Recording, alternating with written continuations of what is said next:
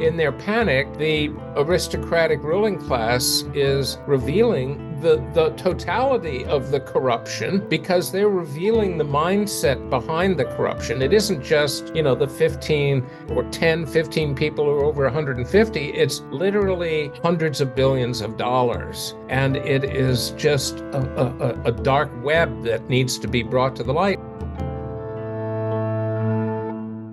This is Friends of History Debating Society. I'm Gaius. Germanicus is here. It is a momentous turn in our conversation about the 21st century. Two events are striking. The first is we're on the eve of a negotiation over the end of Ukraine's war and the beginning of a new relationship between Russia and the United States. Secondly, we're looking very carefully right now at the humor that's involved in Musk and the DOGE boys tearing through the federal government saying, what's this? What's that? To give you an example, they found 12 names receiving Social Security checks, each of whom are 150 years old. So we're not talking about profound matters. You get it right away. We're going to address, however, Russia because that's the big one for our allies in Europe, for the world for global energy prices, and also for the future of Eurasia. Russia is isolated, has been for some time, from its customer base in Europe, and that's about to change. Germanicus, a very good evening to you. What we know is the Munich Security Conference, annual event, gathering of hawks and doves, mostly hawks, looking at the war in Europe, the war in the Middle East, the potential war in North Asia, the breakdown of order routinely now in the Middle East. Looking at all those matters, very weighty matters. But in addition, the Trump administration and the president himself indicates that there will be a negotiation with the Kremlin to resolve the Ukraine conflict. Since that announcement, we've had the various players moving around. There is information that says the president has spoken with President Putin of Russia. We do know that Mr. Zelensky is making public statements every day. The most recent that I saw, it might have been replaced, but the one I smiled at was that he's ready to sell rare earth to the U.S. in exchange for the U.S. rebuilding Ukraine. I'm not quite sure whether he's on the same planet we are, but in any event, that was what I remember. So, Germanicus, for some time now, you've noticed that Russia's winning the battlefield. What does Russia want? It wants Novorossiya, which would be 4 oblast provinces, Luhansk, Donetsk, Zaporizhia, and Kherson, plus Crimea, and guarantees of Ukraine staying out of NATO, and guarantees, or at least indication, that Ukraine will not take the ceasefire as an opportunity to rearm. I believe those are the high points. There will be some others. That was a position that's been in place for weeks, maybe even months. Mr. Trump has not indicated where he's going. What is it that you're expecting to hear from the negotiating table, and what will that table look like? Good evening to you, Germanicus. Good evening, Gaius. I think we're at a critical moment here for NATO and the United States, and especially for Mr. Trump. The last thing that the new president wants to do is find himself unaccountably and surprisingly in the situation that President Nixon found himself in after he defeated the Democrats and Hubert Humphrey in 1968, and that is to suddenly find himself owning the war. That would be terrible. And so for this war to continue under a man, Mr. Trump, who had promised to end the war and who wants to put America first and end our foreign adventures that have so drained us in so many ways, it would destroy him for this war to continue and to drag on. And Europe is so restive now, that is to say, the actual people who form the electorates of the actual states of Europe are so restive. And I don't believe that they're brittle overlords in the EU and in NATO can hold them down for much longer. Certainly not in Germany with upcoming elections. And so I think it would behoove Mr. Trump to move smartly to resolve the war. And it is of note here, important note, that Mr. Putin has scaled back what were more expansive original goals in this special military operation, which were focused on the whole of Novorossiya, which would have included Odessa and linked up with that little sliver called Transnistria, and also to have included Kharkiv. And officially now, those goals have been scaled back to what you outlined, the four oblasts. However, in their entirety, which is what Mr. Putin demands, plus Crimea, which is already a fait accompli. So that's all well known. And I think that Mr. Trump will accept that. The only real sticking point, I believe, is on Ukrainian up-arming. I won't say rearming, but for Ukraine to get some sort of temporary cessation of hostilities, after which they start arming up with all of NATO's assistance. That's a no-go. In fact, Mr. Putin's demanded a kind of ceiling to a Ukrainian self-defense force of something like maybe a quarter, even a fifth of the stated military that they have today in terms of force size. And that's important. The last thing that Russia wants is for NATO to be there, not de jure perhaps, but de facto, where we've rearmed Ukraine. We have all sorts of people there doing just what we were doing, by the way, before the war broke out in 22. And that was part of the reason the war happened in the first place. I should say the second phase of the war that's been going on since 2014. And so in order to have some kind of long-term settlement, this has to be agreed upon. I'm not sure that Mr. Trump wants to do that, because that would be considered a loss, a defeat. But it does end the war, and it is more of a settlement than it is a ceasefire. People bring up partitions that were not settlements, that were effectively a kind of freezing of the conflict, a forever ceasefire, if you will. And that would be, of course, the Korean Peninsula and Cyprus. However, both of those involved terms that were agreed upon after a lengthy negotiation. In the case of Korea, a 2-year negotiation. And in the case of Cyprus, there was no NATO commitment there. There were British bases, of course, but there was no need to roll back what the Turks took over, which was a huge part of the island, much bigger than the actual Turkish inhabitation in the north.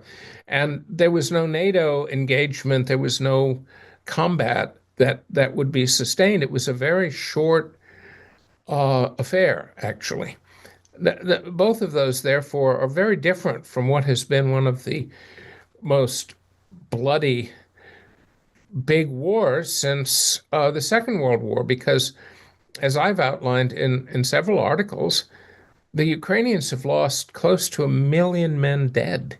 They've lost, as a percentage of their remaining population, more than France lost in World War I. And World War I crippled France. It immobilized it. It made it incapable of fighting again, as we saw in 1940. So therefore, this war is not one that can continue much longer. And the Ukrainians continue to be battered. And the frustrating element of this war from the standpoint of vicariously engaged Americans who want to see a war that looks like the popular narratives they grew up on, is that this war is a grinding war of attrition.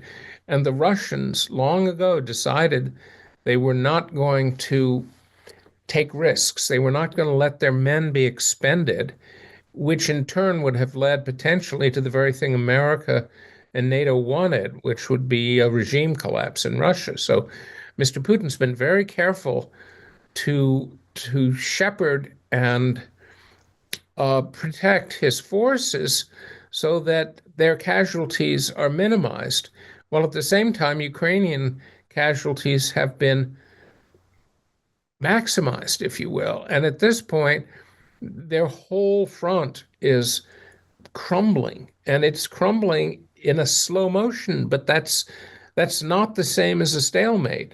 And at this point, they're very close to coming apart at the seams. So if Mr. Trump were to wait too long and insist on terms that Mr. Putin would not accept, and the war thus were to continue for months after, would mean a situation would continue not simply to decompose, but to put Ukraine in a place where Russia would prevail completely, triumphantly. And that would be much worse of a loss. So I think if the new president understands all of this and the actual dynamics of the war right now, he would move to staunch the bleeding and to come to an agreement where he could move on. And having brought peace, having saved Ukraine as an independent country, as the narrative in the West would tell it, he'll look good. And it's already been accepted by almost everyone in the West. One dissenter, London. Yes, and London is a reprobate here. It's inconsolable, and it is unwilling to give in. And I think it's still got the ghosts and the dark shadows of Crimea lurking in its collective id. And that's a problem, and we should just put that little id aside. The Brits don't matter now. They don't have any power, and they shouldn't claim any influence or authority on us. We need to come to a deal, and Mr. Trump has to be able to realize that his interests and America's and NATO's and the world's, and of course, we can't forget Ukraine's as well, is to end the war as soon as possible, and to do so on those terms that Russia will accept and that will potentially create the basis for a long-term settlement. We could have had this deal any time in the last 3 years. Yes. Biden wouldn't go for it. Why? His counselors said, what was the worst case scenario they came up with? I have to say this. I've said it before. I know Mr. Biden, and he is a man of, or was a man of, overarching ambition and even greater insecurity. And he desperately wanted to seize that brass ring of greatness. And for him, there was an opportunity to bring Russia down. In bringing Russia down, America would assert its overlordship on Western Europe forever, frighten China into submission, and perpetuate the reign of American glory and world rule forever. So that's the route he chose to pursue. It was a false route, and I have to say that the people around him, many of whom have Ukrainian grandparents and thus were extremely focused emotionally on bringing Russia down, they counseled him to go ahead. It looked like, in the words of George Tennant, those immortal words, it looked like a slam dunk. There's a situation in Washington that doesn't quite resemble anything that Germanicus and I can be comfortable with, but the best we have is that Musk is in the role, if not the person of Cicero, denouncing the Senate for corruption and identifying one particular man who ran and lost for a leadership position. This is 62, 63 BCE, before Caesar's effective civil war is launched. His name is Catiline, and Cicero denounces him as a conspirator against the Republic. Cicero is filled with glorious phrases about the strength of the Republic. What he's doing is he's condemning the Senate system so far. The way the Senate system worked is that it kept everything for itself. Everything. Absolutely everything. No, there was no trickle down. No, the Senate worked its magic completely. They let whoever was in leadership in Rome at the time feed the people and keep them happy. That's your problem, not ours. And the Senate divided up its spoils, and each year they would choose who got the best provinces to go and plunder and came back triumphantly. Well, Catiline wanted to be the big boss, at least for a moment. And Cicero condemns him as a conspirator against the Republic. And without really gathering convincing evidence, he executes 5 of his conspirators, and that apparently is taken as proof that Catiline was trying to overthrow the Republic. Now, I say it's not a perfect fit. Right now, Mr. Musk and his Doge boys are discovering guaranteed unhappy things about people plundering the Republic.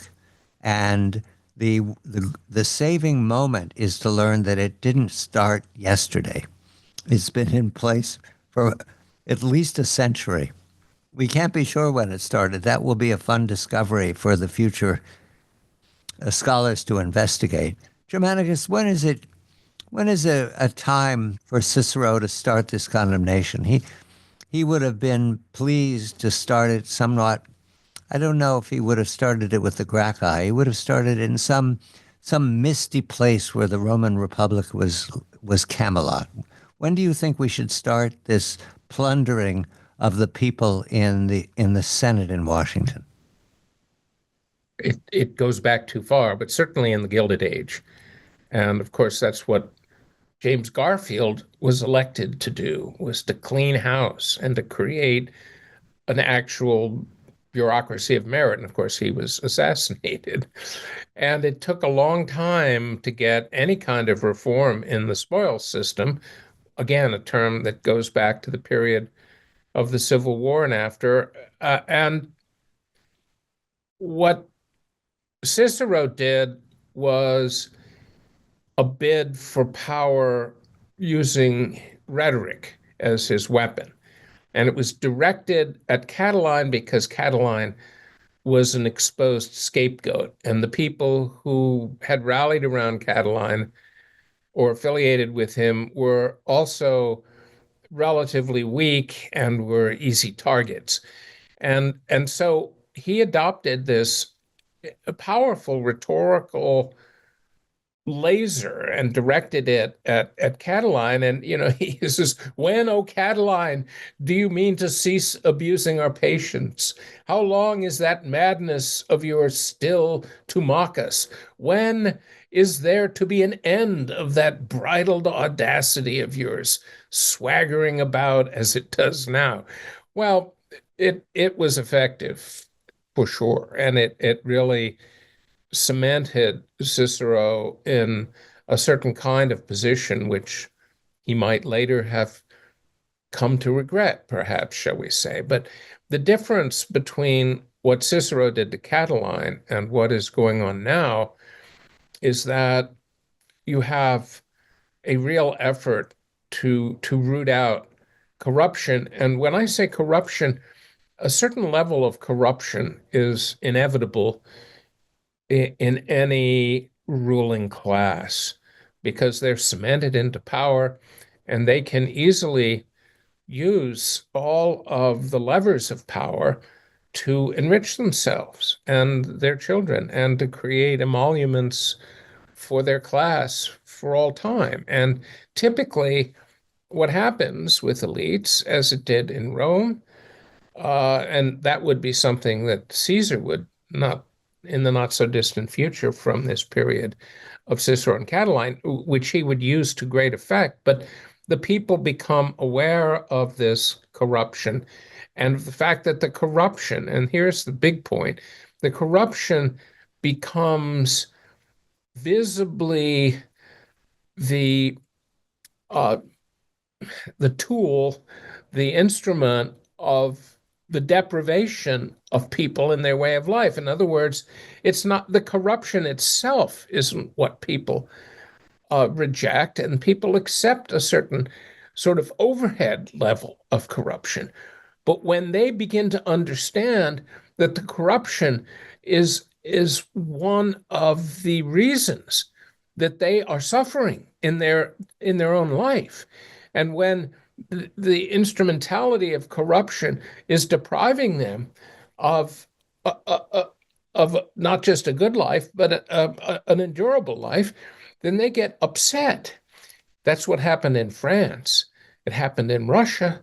It's happening now. And so this is a situation that speaks to elites when they cease to take the people's potential power into account, the latent power that the people have, which ruling classes come to forget exists and come to disparage. They ridicule the people because they don't believe the latent power can ever rise and break through the surface and eat them up, but it does.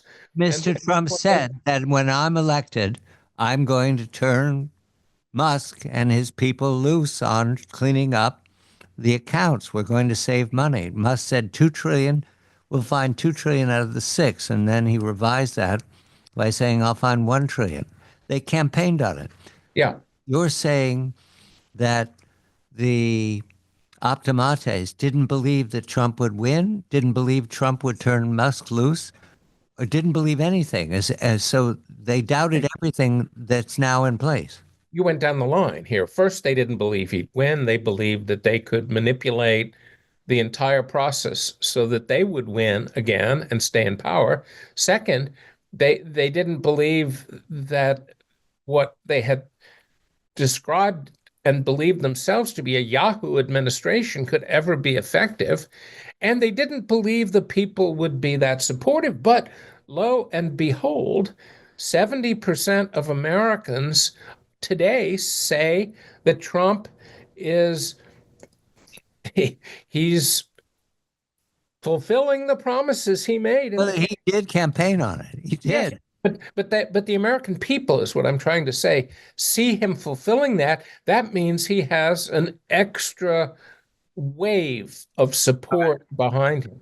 I understand. And I, Chuck Schumer is the Senate Majority Leader in the previous Congress. He's a minority leader. And I believe I saw him gathering in front of, I think, the USAID headquarters, but it might have been another one because Musk is racing around from department to department. It's very difficult to know where he is next. Saying this is our government, and then he said it's our money, and I'm thinking, who's the R here, Mister Schumer? Apparently, the leader of the Democratic majority, now the Democratic minority, is unaware where the money comes from. Has he forgotten, or is just not rhetorically useful? The aristocrats, in their panic, sensing, all sorts of doom, they let slip the actual basis for their behavior. They expose themselves, and so it's a self-reinforcing cycle where the more they rage at what is happening, the more they expose themselves, therefore reinforcing the righteousness of the new administration and therefore reinforcing the support of the American people to keep going. Now, I don't think they're going to raise an army as Catalan did and go off and fight a final battle and be slain, but they are the optimates. And this isn't particularly blue or red. It's the way business is done. Yeah. It's the way you're trained to be a member of Congress. Right. You, congratulations, you're a member of Congress. What do you want today? That sort of thing.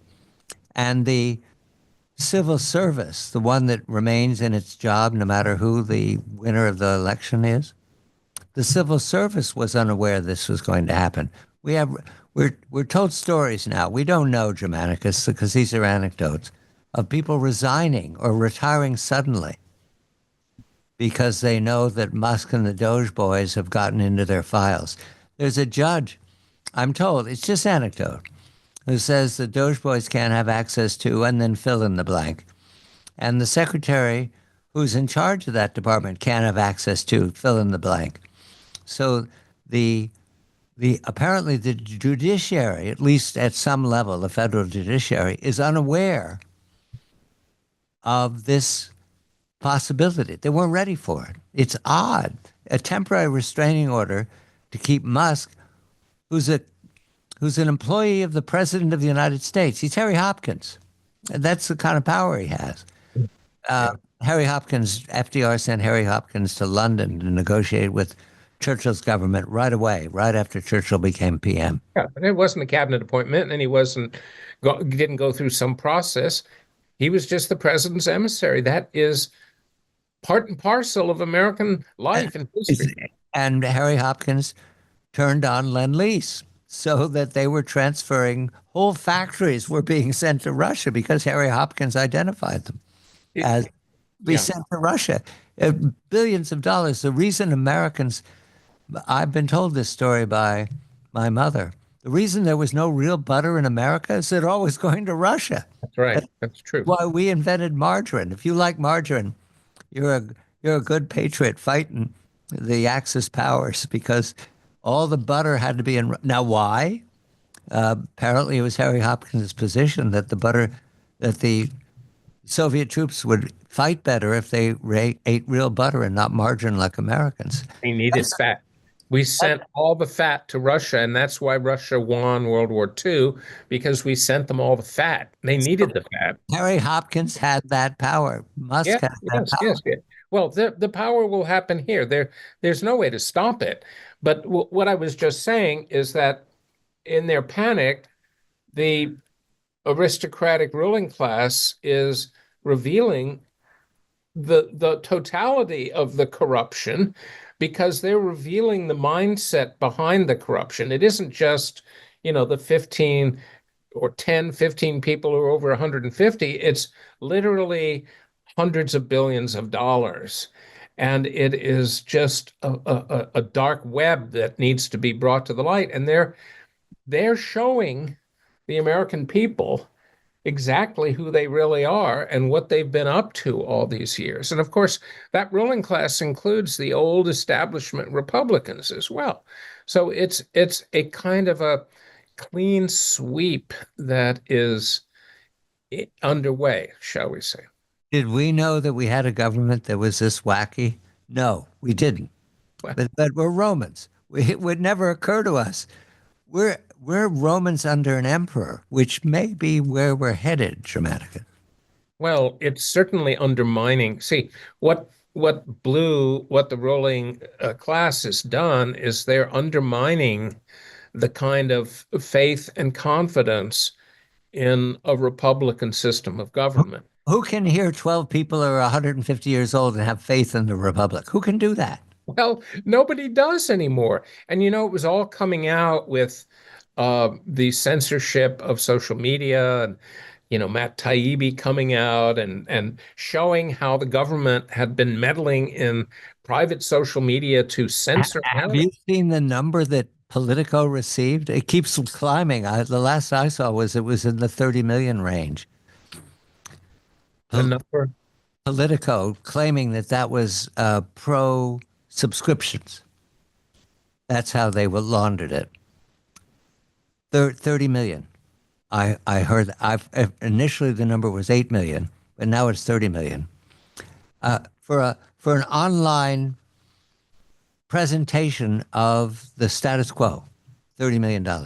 USAID. Do you believe it? USAID was the money laundering scheme whereby the US was overthrowing regimes all across the world and attempting to essentially do the same thing domestically. And they've been caught. It's all in the open now. There's no denying it. Can work for political. If that story is accurate, who can work for them? Why would one? The whole thing is, if you look at the Roman Republic, the constitution of the Roman Republic depended upon, ultimately, as it always must in a republic, on a sacred bond of trust between the people. Right. Trust. You had to trust. You get rid of that. Well, but this happened to the Soviet Union. Why did the Soviet Union fall? It's kind of an elusive little will-o'-the-wisp. It fell because people stopped believing in it, and at some point they refused to go along. And that's all it took. So this is kind of what's going on now. So it isn't as though some evil emperor system is waiting in the wings. It's that the republic, in other words, the people who owned the power, effectively dismantled themselves. And the way they responded to Trump only made him more trustworthy in the eyes of the American people and created a greater distrust of the ruling elite and their power. And it's all crumbling now. And I think that's the real source of the panic. It isn't what am I going to do now as a person losing my senior executive service job. It is more a collective sense that they've completely blown it. They're done. This is the Friends of History Debating Society in Londinium, 91 AD. It's wintertime. There's snow outside. And I'm enjoying my cup of wine with my good friend and colleague, Germanicus. And we are looking at events of the 21st century and smiling a lot. When 150-year-olds are getting their Social Security check reliably. Germanicus, does that mean that they've been getting their checks since they were 65 years old? And if I do my math correctly, that means this started somewhere around 1950. That's a lot of governments to miss what was going on, Germanicus. In any event, the DOGE boys have discovered this, and there's more to come. The question is, the DOGE boys, can they be protected? Do we need to? Right now, one of them has been outed as writing immature remarks on a social media site and has resigned. Mr. Musk said recently that he wants him to come back. He hasn't any reason to resign. And I believe the Treasury Secretary, Mr. Besant, doesn't believe he needs to resign. There are others, and we don't have their names. But the way I read a Washington Post article in these last hours is that the Washington Post is looking to assemble a list of who the DOGE boys are. These are mocked as 19, 20, 23, 24, 25 computer sciences, and they're using AI. I'm told, Germanicus, they're using artificial intelligence to creating what are called agents to search out inconsistencies, to go looking for the irregularities and the grotesque distortions and the enormous overpayments and the waste, fraud, and abuse. That's the way it's said quickly. And they're young men, and they tend to be exactly what Mr. Musk has hired for Tesla, for SpaceX, for the Boring Company, and other parts of his facilities. They were told they needed to put in 120-hour weeks, and they are. They were told that you're going to sleep on the job, which Musk likes when people go to sleep under their desk and wake up at 4 o'clock in the morning and continue. They were told they wouldn't be paid adequately for it, if at all. They were told there was no golden pot of gold at the end of the rainbow. What you're doing is for me, and I'm doing it for America. We're told that right now there are distrusted uniformly in Washington. Everybody is fearful of them and distrusts them, believe they're cruel, they're immature, they're out of control, and that the president is has created a monster that's going to destroy the ability of the American people to rely on their government. Is that everything you've heard as well, Germanicus? Were there other claims about how bad the Doge boys are? Oh, you've only scratched the surface when it comes to the depth of hysteria that surrounds their now infamous reputation. And I'm sure that will grow, by orders of magnitude in the coming weeks and months. And yet, this idea of an imperial guard, totally loyal to the emperor, that will do what is required, is really cemented in Roman and later in Byzantine lore. And it was the Praetorian Guard, later in Byzantium. There was the Varangian Guard, composed first of Anglo-Saxons and then of Rus Vikings. I mean, there's always a kind of committed coterie who will do anything. The Persian Shah had his immortals. Oh, you remind me to say that one of the things they're denounced as for is loyalty. They're denounced because they're loyal to the emperor. Well, as we have been sort of very cautiously but forthrightly edging toward, is this idea of an imperial office being cemented. And it is not the creation, we must say instantly and as strongly as possible, the creation of Mr. Trump.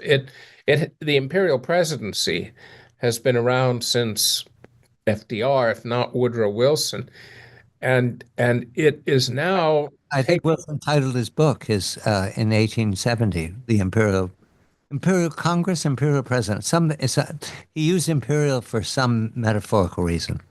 Yeah, and but it's now it's incontrovertible, and so one of the things that has to happen to create an effective emperor system is that the Senate has to be brought to heel in some ways, so that there can be a working relationship between the Senate, the army, the emperor, and the people.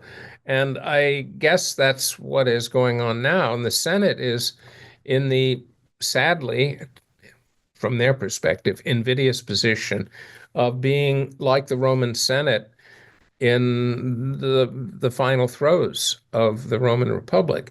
And they have only themselves to blame for the situation that is unfolding. And, the Roman Republic took, 50 or 60 years to come apart, if not longer. And it's taken us about the same length of time, but it's coming apart not because some emperor emerged to seize the reins of power and some, unbridled ambition. It's really because the Republican system has undone itself. And it's undone itself over the last several decades, to the point where Trump was elected twice against great odds in terms of the power of the Senate to prevent his election, because the American people had, as we just said, lost trust in their institutions. And so, he has the authority of being the man who renews and saves the constitutional order. And so that's something that's hard to fight. And I think that what we'll see is a kind of a more public reordering of a system that had gone off the tracks. Yes, here's a way to look at the next week when we get more and more of this. If somebody is not laughing, they're in trouble. Okay, that's how funny this is.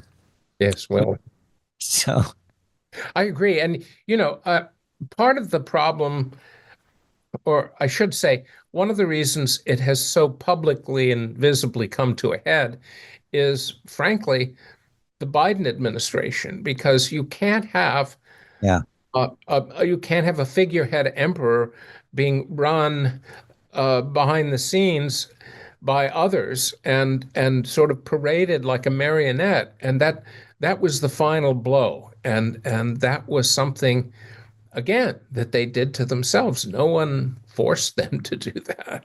Germanicus is Michael Vlahos. I'm Gaius. We're going to the theater. The theater's back in action. The pandemic is said to be over with. There's a play from Rome. I think it's a Terence play, but I'm not sure. This would be a Republic play. And it's a comedy. I'm guaranteed it's a comedy. I'm not going to any of those Greek things. Now, admittedly, it's based in a Greek city, something like that. But invariably, Terence is about falling in love with slave girls. That's apparently what the excitement was in the second century BCE. And what do you do if you fall in love with a slave girl? Well, you've got to tell your father, and that's a difficulty. And then he has to tell your mother, and that's even more of a difficulty. So at some point tonight, one of our heroes is going to fall in love with a slave girl, causing complications. And in the end, there's music and everybody gets married. First, we sacrifice to the great god Augustus, because our solution to the Catalan conspiracy, even our solution to Cicero, was an emperor. This is the Friends of History Debating Society in Londinium in wintertime, looking forward to spring. I'm John Batchelor.